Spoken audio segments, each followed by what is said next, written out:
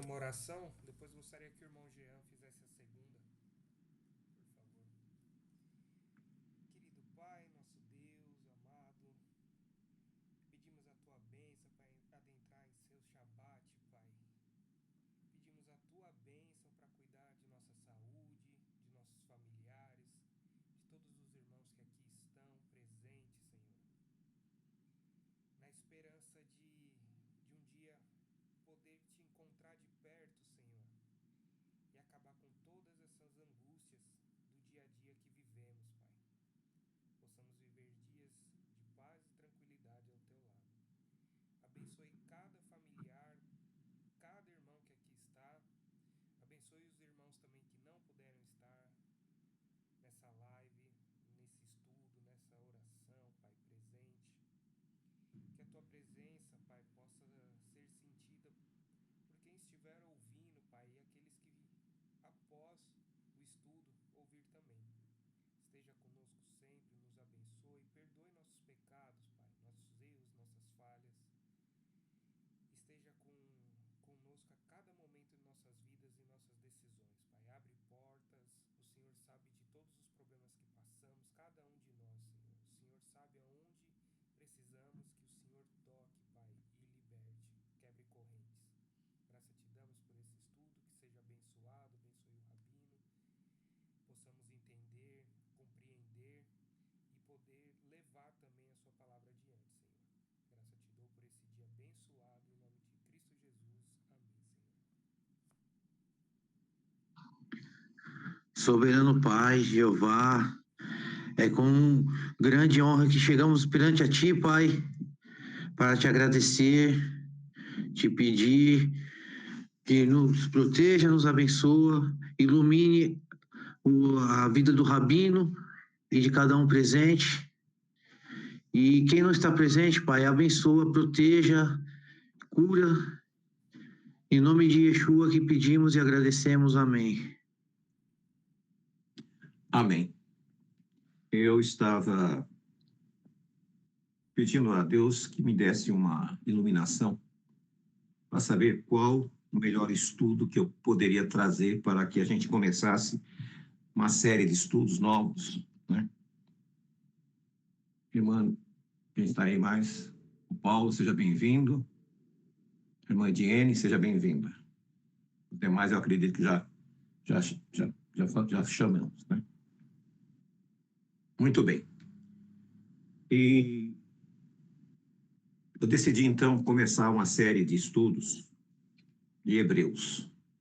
O livro de Hebreus, ele foi um livro que, pela misericórdia de Deus, ele está entre os livros que nós temos hoje. Martinho Lutero, ele não queria colocar o livro de Hebreus. Ele conseguiu tirar aqueles 7 livros da Bíblia hebraica, Macabeus 1, Macabeus 2, Eclesiásticos, Tobias, Rosângela, seja bem-vinda. E outros livros ele conseguiu tirar. E ele queria tirar do Novo Testamento o livro de Hebreus, de Tiago, Epístola de João e Judas e o Apocalipse. O livro de Hebreus ele chamava de Epístola de Palha, sem valor. Porque naquela época, a palha era uma coisa que era utilizada para queimar. Não tinha um valor comercial. Por isso ele chamou Epístola de Palha. Quando nós vamos estudar o livro de Hebreus, ele contraria 2 visões teológicas muito importantes. Ele contraria a visão que alguns grupos hoje messiânicos têm, que seguem o judaísmo messiânico, judaísmo nazareno, e contraria também a igreja evangélica, a igreja cristã, a igreja católica. Por contrariar esses grupos, esse livro vai na contramão de tudo o que é ensinado teologicamente. Nessa última febre que surgiu aí, desses movimentos de pseudo-techuvá, onde pastores abandonaram suas organizações religiosas e montaram sinagogas, se intitularam como rabinos, eles ignoram esse livro.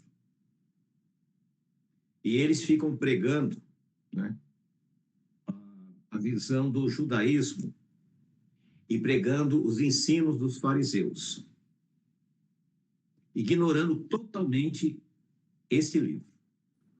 E para termos um problema mais importante, mais sério nesse livro, todas as cartas de Paulo, ele se apresentava, né?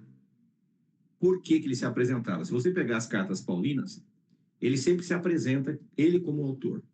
Porque naquela época começou a surgir muitas falsas epístolas, falsas cartas. Esse livro de Hebreus, ele não apresenta o autor. Então, há uma dúvida, Robson, seja bem-vindo, há uma dúvida muito grande de quem é o autor. A linguagem desse livro, é importante colocar em pauta com vocês, a pessoa que escreveu, ela tinha um conhecimento muito grande do funcionamento do templo.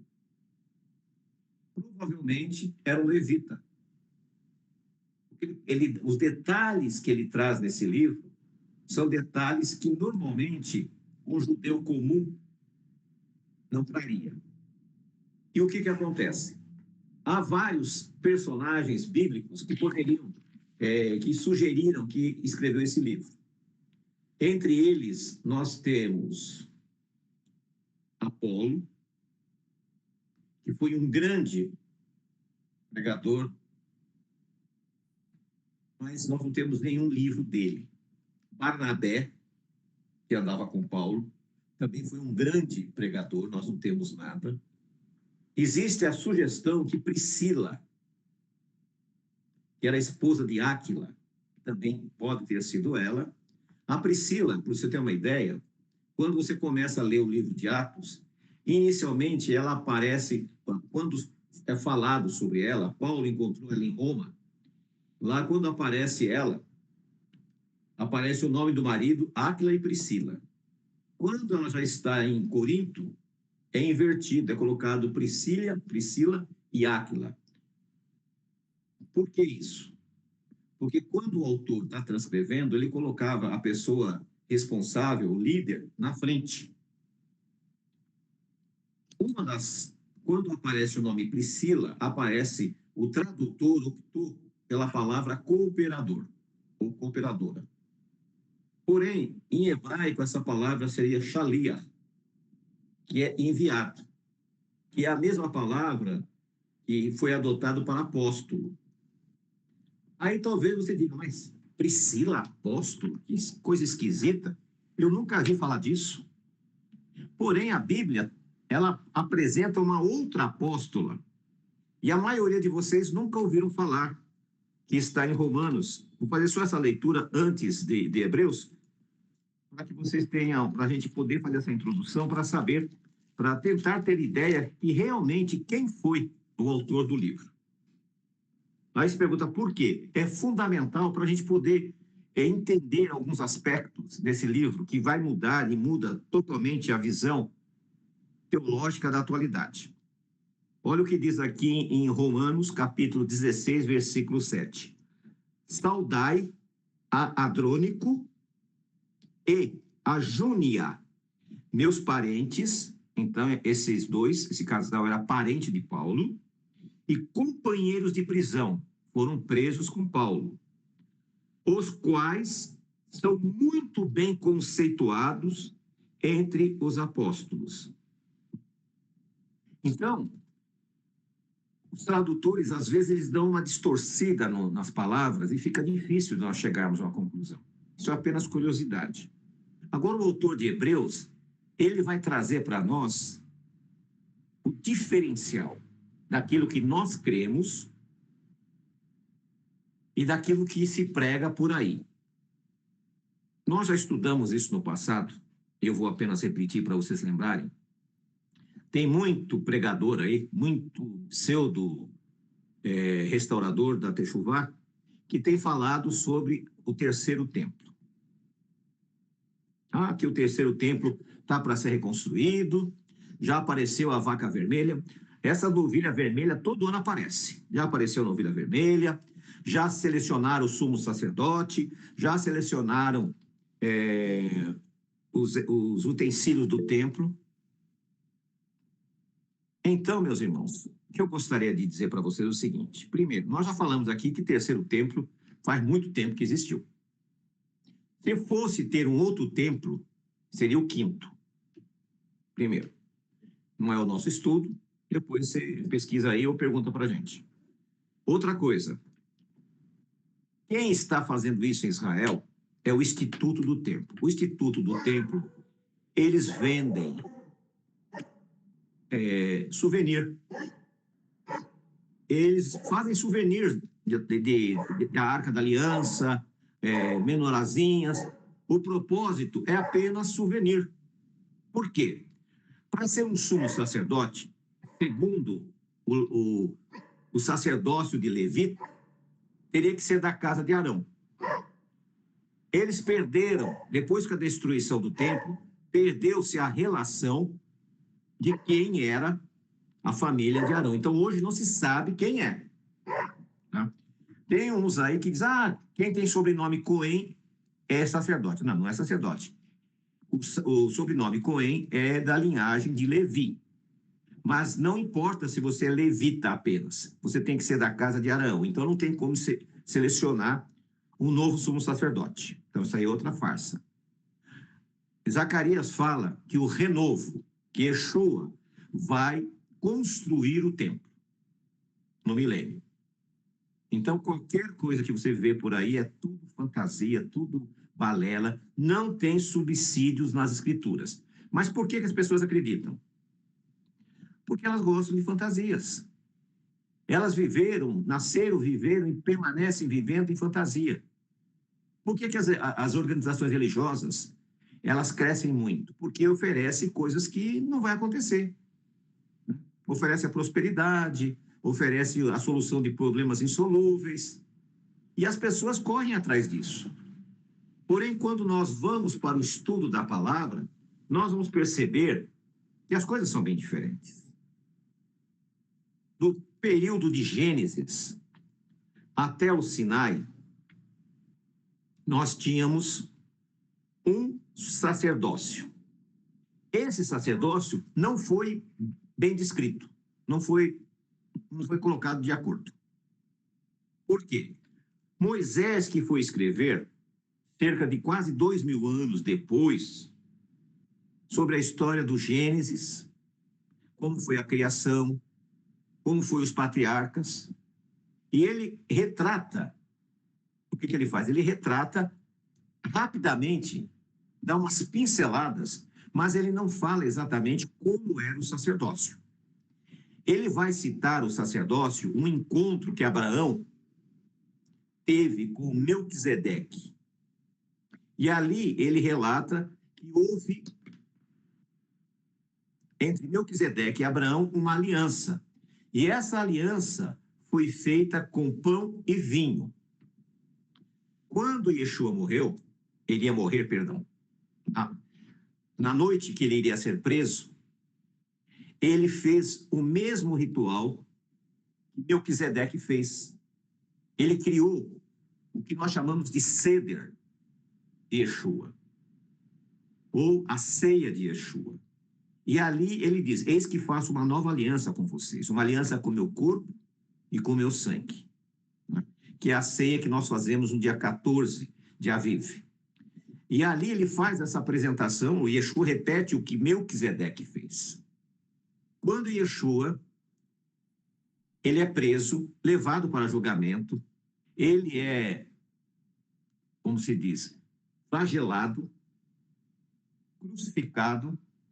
Quando ele morre, o relato bíblico diz que a terra, houve um grande terremoto e rachou a terra. Houve uma escuridão muito grande, trovões e relâmpagos naquele momento. Porém, o véu que separava o Santíssimo do Santo, lembro que no Santíssimo não tinha mais nada. Desde a destruição do templo por Nabucodonosor, não tinha mais nada ali. Eles não tinham a arca. Então, aquela cerimônia do Yom Kippur não podia ser realizada. E eles substituíram por orações e jejuns. Mas havia um véu que separava o Santíssimo do Santo. A presença, a Shekinah de Jeová, ela se apresentava no Santíssimo. E houve o quê? O véu se rasgou. A partir do momento que ele se rasga, aquele sistema do levirato acabou. Durante 40 anos, os judeus continuaram, até a destruição do ano 70, celebrando os sacrifícios ali naquele templo. Os próprios judeus escreveram que foi nítido que a Shekinah não estava mais ali. A presença de Deus não foi mais sentida pelos homens que ali iam. Que existiam homens santos, pessoas consagradas. Não existia mais. Por quê? Porque Yeshua encerrou aquele ministério.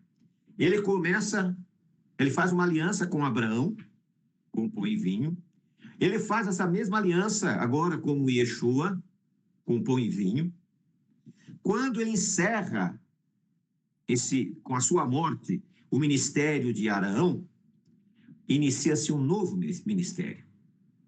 Na verdade, ele continua com o ministério que ele tinha antes, que era segundo a ordem de Melquisedeque. E nós vamos entender aqui no estudo de Hebreus, nos próximos capítulos, como funcionava esse novo sacerdócio. E eu vou fazer a leitura aqui de Hebreus no capítulo 1, não vou tomar muito tempo de vocês, mas para que a gente possa ter uma base. E nos nossos próximos encontros de sexta-feira, nós vamos dar continuidade. E vocês vão ver que tudo aquilo que tem sido praticado pelo judaísmo ortodoxo, pelo judaísmo messiânico, pelo judaísmo nazareno, não faz o menor sentido. Porque ele passou. Nós estamos sobre o novo sacerdócio. E esse novo sacerdócio é segundo a ordem de Melquisedeque. A leitura diz assim, capítulo 1. Havendo Deus outrora falado, muitas vezes e de muitas maneiras, aos pais pelos profetas. E a nós falou-nos nesses últimos dias pelo Filho, a quem constituiu o herdeiro de tudo que fez o mundo. Então, presta bem atenção. O que Deus faz aqui? Deus apresenta para nós quem é Jesus, quem é Yeshua. Havendo Deus outrora falado muitas vezes e de muitas maneiras aos pais pelos profetas, a nós falou-nos nestes últimos dias pelo Filho, a quem constituiu o herdeiro de tudo, por quem fez o mundo. Yeshua agora é o herdeiro único. Não tem outro. No versículo 3, o Filho é o resplendor da sua glória e a expressa imagem de sua pessoa, sustentando todas as coisas pela palavra do seu poder. Olha que coisa interessante. Havendo feito por si mesmo a purificação dos nossos pecados, assentou-se à destra da majestade nas alturas. Aqueles que querem colocar Yeshua como um ser comum estão muito enganados. A Bíblia fala diferente. Assim, ele se tornou tanto mais excelente do que os anjos, quando herdou mais excelente nome do que o deles. Pois qual dos anjos disse: Tu és meu filho, hoje eu te gerei. E outra vez, eu lhe serei por pai e ele será o meu filho. E novamente, ao introduzir o primogênito no mundo, diz: E todos os anjos de Deus o adorem. E quantos anjos diz: Que quem de seus anjos faz ventos e dos seus ministros labaredas de fogo. Mas do filho diz: O Deus, o trono subsiste pelos séculos dos séculos, e cetro da equidade, o cetro do seu reino. Amaste a justiça e odiastes a iniquidade. Por isso Deus, o teu Deus, te ungiu com óleo da alegria, mais do que os teus companheiros. Aqui nós vemos alguns salmos que Davi recitou, que referia a Yeshua. Muitos que saem do sistema religioso romano, protestante, ele chega aqui, ele não sabe quem é Yeshua. Ele não sabe quem é Deus. E, de repente, ele começa a tratar Yeshua como se fosse uma pessoa como nós. Porém, o livro de Hebreus não fala isso. Diz que ele é o próprio Filho de Deus, que ele foi gerado por Deus. Ele não foi criado como os anjos, não foi criado como homem, ele foi gerado. E ele recebeu um excelso nome, um nome superior a todos os nomes. Quando ele está referindo aqui, ele não está falando do termo Yeshua. Esse nome é a posição dele. Ele é o próprio Filho de Deus. E os anjos têm que se prostrarem diante dele. Porque através do seu sacrifício, ele resgatou o mundo. Através do seu sacrifício, ele resgatou você e eu. Mas, infelizmente, as pessoas, por falta de conhecimento, têm perecido, como diz Oséias, o meu povo perece por falta de conhecimento. E essas pessoas têm rejeitado Yeshua. Alguns até pararam de orar em nome de Yeshua. Outros começaram a dizer que Yeshua é falso, que não é o Messias. Olha quanta transgressão as pessoas estão fazendo por desconhecerem a palavra. Porque quando você pega a história, pega a Bíblia, você vê a coerência, ela se intercala. Quando ele se apresenta a Abraão, depois de 4.000, depois de 2.000 anos, ele vai surgir para restaurar o ministério. E agora, lá ele faz uma aliança. Aqui, para os apóstolos, ele repete a mesma aliança. E nós vamos ver na continuidade do estudo que Melquisedeque, que não teve pai, não teve mãe, não teve origem, porque ele é gerado, é o próprio Senhor Yeshua, e foi o próprio Senhor Yeshua que se apresentou para Abraão. E ele faz essa aliança com Abraão e seus descendentes. E nós, como filhos da casa de Israel, fazemos parte dessa aliança. E temos essa aliança renovada através da ceia de Yeshua. Por isso que, todos os anos, no dia 14 de Abib à noite, nós fazemos a ceia do Senhor. No dia 15 à noite, nós iniciamos a Semana dos Pães Ázimos. Nós não mais sacrificamos o cordeiro, porque o cordeiro de Deus já foi morto. E ele foi morto para resgatar você e a mim. Continuando a leitura, no versículo 5. Pois qual dos anjos disse jamais, tu és meu filho, hoje eu te gerei? Agora, no versículo 7. E quanto aos anjos disse, quem dos seus anjos faz ventos e dos seus ministros labaredas de fogo? O que significa isso? Quando ele estava com seus discípulos, lá no mar da Galileia, e começou aquele temporal, ele ordenou que o vento parasse. Ele tinha controle sobre a natureza. E aqui a pergunta, quem dos anjos tem esse controle? Quem dos anjos fazem que as labaredas desçam? Quando Elias estava orando, ele pediu que Deus queimasse a sua oferenda. Foi o próprio Yeshua que manda o fogo do céu e queima a oferenda. Nós vamos ver mais à frente nesses estudos que a maioria dos textos que aparecem na Bíblia hebraica, quando aparece Senhor, era a própria pessoa de Yeshua. Lá no Monte Sinai, quem conversou com Moisés? Foi Yeshua. E Yeshua vai dizer isso lá quando ele está falando com os seus discípulos, eu sou o que sou. Antes de Abraão, eu sou. Quando Moisés pergunta, qual é o seu nome? Ele diga, eu sou, me mandou. Então ali ele se apresenta. Porém, as pessoas, elas ficam tão confusas, porque raramente elas pegam a Bíblia.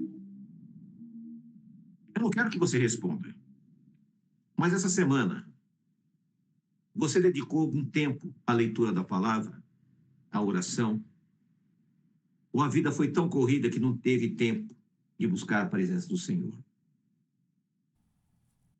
É uma pergunta que você tem que responder para você, não nós temos que responder. Então, nós vemos aqui que Yeshua, ele é muito mais que apenas aquele que apareceu na Palestina, na Galileia, na Judéia, em Gadara, para expulsar os demônios, jogar os demônios nos porcos. Ele é muito maior que isso. Ele é o próprio Filho de Deus. No versículo 8, mas do Filho diz, ó Deus, o teu trono subsiste pelos séculos dos séculos, e o cetro de equidade é o cetro do teu reino. Amaste a justiça e odiastes a iniquidade, por isso Deus, o teu Deus, te ungiu com óleo de alegria, mais do que os teus companheiros. Ele foi ungido pelo próprio Criador, Jeová. Por isso que eu peço a vocês, se ensinaram a você a não considerá-lo como ele é, reveja os seus conceitos. Porque você está pecando. Ele se esvaziou de toda a sua glória, assumiu a forma humana, morreu com a pior morte que o homem já engendrou, para que você tivesse vida. No versículo 10, ainda, tu, Senhor, no princípio fundastes a terra e os céus, obras das tuas mãos.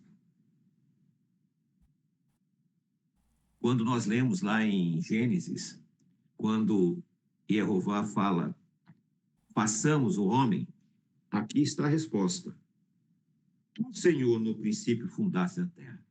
E Yeshua estava lá. Eles perecerão, mas tu permanecerás, todos eles como roupa envelhecerão. Qual um manto os enrolará, como roupa se mudará, mas tu és o mesmo. Ora, um minutinho. Tem alguém? Um minutinho, irmão, só um segundo.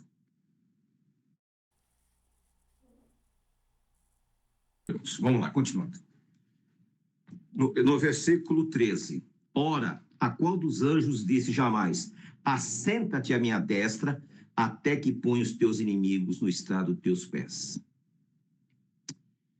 No versículo 14, não são todos eles espíritos ministradores enviados para servir ao favor dos que hão de herdar a salvação? Então, nesse capítulo 1, nós conseguimos, então, identificar quem é Yeshua. Yeshua estava com Jeová na criação. Yeshua falou com Noé. Yeshua falou com Caim e Abel. Yeshua falou com Abraão. Yeshua pegou Enoque, que ia ser morto, e transportou ele para outro lugar. Yeshua conversou com Jacó, face a face. Tocou na coxa dele e ele ficou manco. Então, todos os personagens que as pessoas interpretavam como sendo Jeová, na verdade, era o próprio Yeshua. Esse estudo é muito complexo, muito profundo, então nós vamos ter que nos aprofundar mais. Quando você vê a leitura de de Êxodo, aparece lá a palavra Deus. Quando surge a palavra Deus na Bíblia, é Elohim. Quando é Jeová, aparece a palavra Elohim e Jeová, ou Senhor Deus, como traduzido em português. Quando falou com com Josué, lá em Josué, aparece o anjo do Senhor, falou comigo.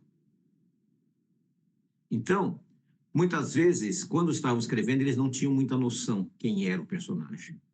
No caso de Sansão, Primeiro a esposa diz, um anjo falou comigo. O marido questiona. Quando ele vê quem é, ele diz, morreremos porque nós vimos Deus. Porém, a Bíblia diz que ninguém viu a Deus. Então, o personagem que fazia a interface entre Deus e o homem sempre foi Yeshua. Até que um dia, ele vai se esvaziar. Vai nascer de Maria, Miriam. Ficará conosco durante praticamente 31 anos e pouco. Vai trazer a salvação a nós. Ele vai morrer. No corpo humano morre, mas a alma dele está viva. E ele ressuscita transformado.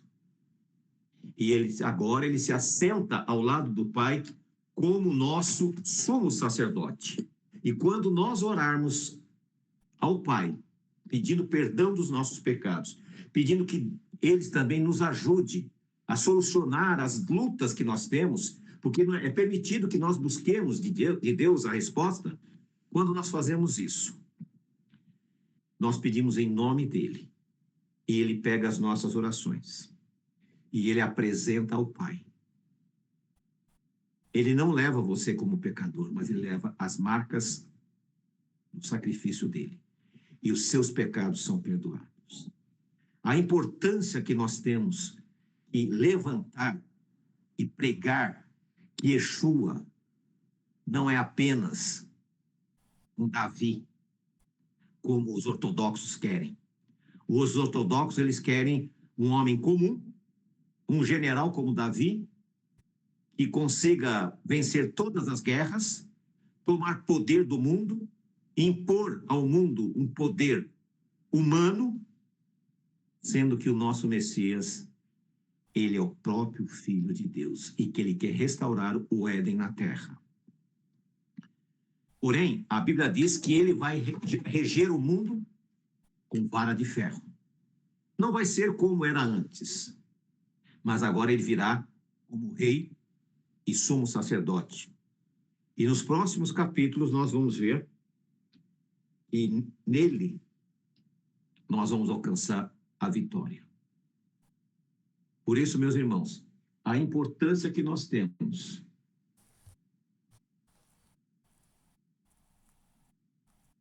perfeitamente. Quando nós começamos a entender esse plano da salvação, as coisas mudam na nossa vida. Eu tive um período que eu não entendia muito bem quem era o Senhor Yeshua. Hoje eu entendo quem ele é. E sei o que ele é. Quando você pega a Bíblia e você começa a ler, você vai ver que houve uma série de deturpações de tradução e criou em nós uma grande dificuldade para compreender. Por isso que o livro de Hebreus que nós estamos estudando, hoje nós só lemos o capítulo 1. No capítulo 2, no versículo 1, diz assim: portanto, devemos atentar com mais diligência para as coisas que já temos ouvido, para que em tempo algum nos desviemos dela. Essa palavra é para nós. Prestemos atenção para não desviarmos da verdade. Pois se a palavra falada pelos anjos permaneceu firme, e toda violação e desobediência recebeu justa retribuição, como escaparemos nós se negligenciarmos tão grande salvação? Como nos salvaremos se nós negligenciarmos a salvação que o Senhor Yeshua nos dá através do seu sacrifício? Nós lemos também na segunda epístola de Pedro,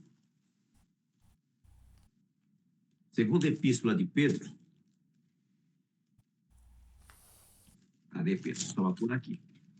Segunda epístola de Pedro,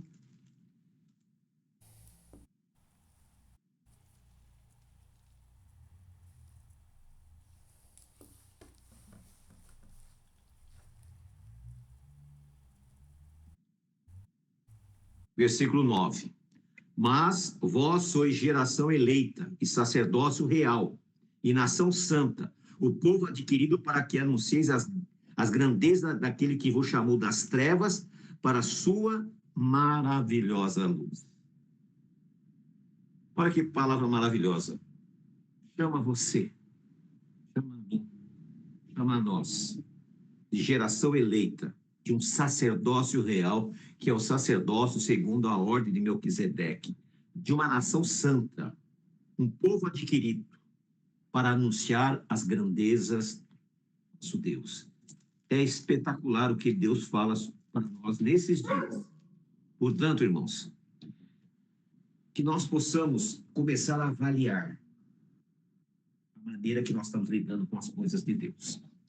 Muitas pessoas têm se apresentado no nosso grupo e vão embora. É um direito de cada um. Mas sempre as preocupações que essas pessoas têm são preocupações que não fazem o menor sentido. Elas não se preocupam como eu posso entender o plano da salvação. Elas não se preocupam quem é Yeshua. Elas não se preocupam como será o milênio. Ela não se preocupa se toda a humanidade vai ser salva ou não. Mas a preocupação deles são coisas que não têm fundamento. E as pessoas vêm, ficam um pouquinho e vão embora. Mas por quê? Porque elas não criam raízes. Você tem que criar raiz espiritual. Tem que crescer espiritualmente. Nós vemos também que Pedro ele vai dizer o seguinte: melhor seria não ter conhecido do que conhecer e abandonar. Então, irmãos, minha sugestão, como nós vamos estudar o livro de Hebreus, eu gostaria que vocês, essa semana, nas suas meditações, se prendesse no livro de Hebreus. Todos os dias façam leitura dele, que aí facilita a compreensão. E aí nós vamos tirando dúvidas. Se você tiver alguma dúvida desse estudo, manda para a gente a pergunta, eu respondo, com todo carinho. Porque a minha missão é pregar o Evangelho. E a Bíblia diz: de graça dai, de graça recebei. Então, nós estamos aqui para isso. Trazer a você a palavra. E que Deus abençoe e visite cada um de vós. Que nesse Shabat não seja como os outros Shabats que nós passamos, mas seja um dia especial. Um dia que você dedique a sua alma a servir ao Deus bendito. Evite colocar seus olhos naquilo que não é bom. Evite trabalhos triviais. Procure descansar sua mente. Procure ouvir boa música espiritual. Estudar a palavra. Amanhã, por volta das 17 horas, é a nossa reunião física. E às 17h30 vamos estudar a porção da semana. Participe com a gente. Compartilhe os vídeos, para que mais pessoas possam receber essa palavra e elas possam também fazer se achegar a Deus. A nossa missão é muito grande, irmãos. E quando nós olhamos para o tamanho da nossa missão, às vezes dá vontade de desistir. Mas nós vamos continuar. Que Deus bendito visite a vocês. Eu passo para o irmão Danilo para escolher 2 pessoas para orar. Na sequência, eu faço a bênção sacerdotal. Se o irmão Fabiano puder fazer a oração e o Eurico na sequência, agradeço. Amém, irmãos, amém.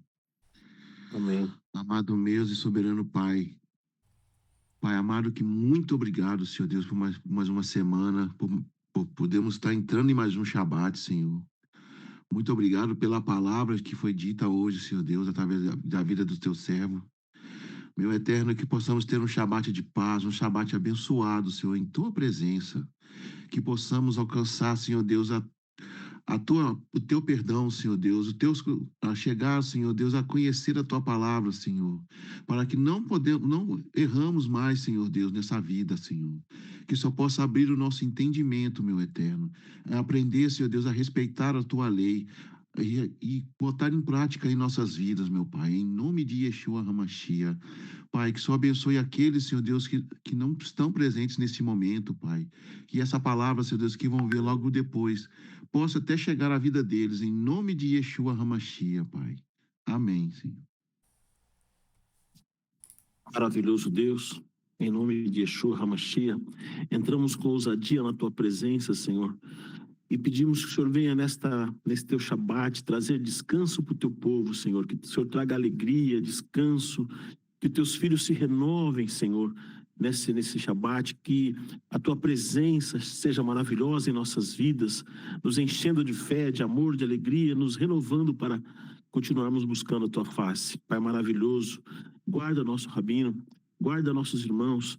Pai, em nome de Yeshua, abençoa que esse sábado Shabat seja, meu Deus, muito maravilhoso. Cura os enfermos, meu Pai. Tira as preocupações daqueles que estão preocupados, Pai, e que o teu povo possa descansar em paz, guardado e protegido pelos teus anjos, Pai, em nome de Yeshua.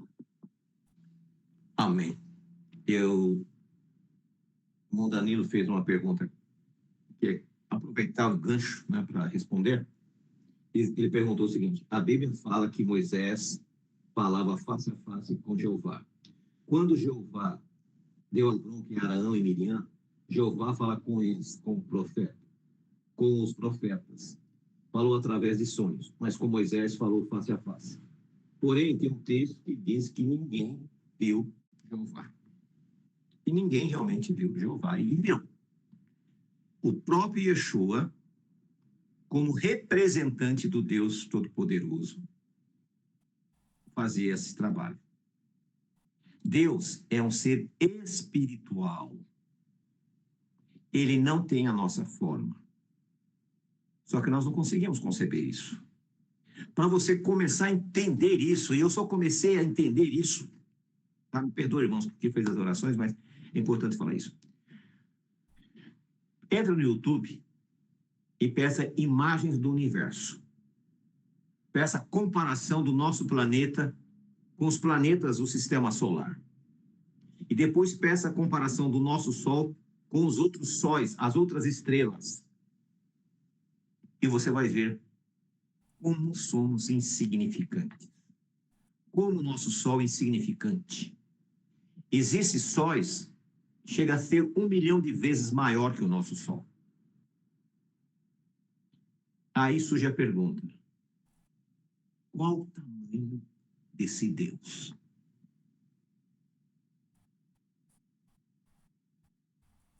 Qual o tamanho desse nosso Deus? Ele excede a qualquer pensamento. Por isso, percebeu? Muito bem. 618 vezes. Nós é como uma areinha. Nosso planeta. Imagina você. Imagina eu. O Deus a qual nós servimos, ele é extraordinário. E ele gerou Yeshua para fazer a criação. Você só vai entender isso quando você completar a série de Hebreus. Quando nós completarmos essa série, você vai entender quão grande é o meu Messias, o meu Hamashia, quão grande é o Senhor. E quão pequeno ele se tornou ao se diminuir, entrar no ventre de Maria, fazer a gestação por 9 meses, nascer, durante 30 anos, viver como um ser humano comum.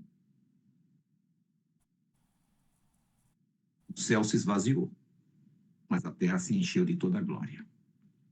E esse é a qual nós aguardávamos. E estamos aguardando o seu retorno. E ele pagou um preço altíssimo. E por você. Que o Senhor te abençoe e te guarde. Que o Senhor faça resplandecer o seu rosto sobre ti e tenha misericórdia de ti. Que o Senhor sobre ti levante o seu rosto e te dê shalom. Sábado de vitória para todos. Vamos orar, vamos refletir, vamos pensar. Não vamos esquecer, sabe aquele equipamento que todos nós temos, o achômetro? Deixa de lado e vamos estudar Hebreus. Shabbat shalom a todos. Shabbat shalom.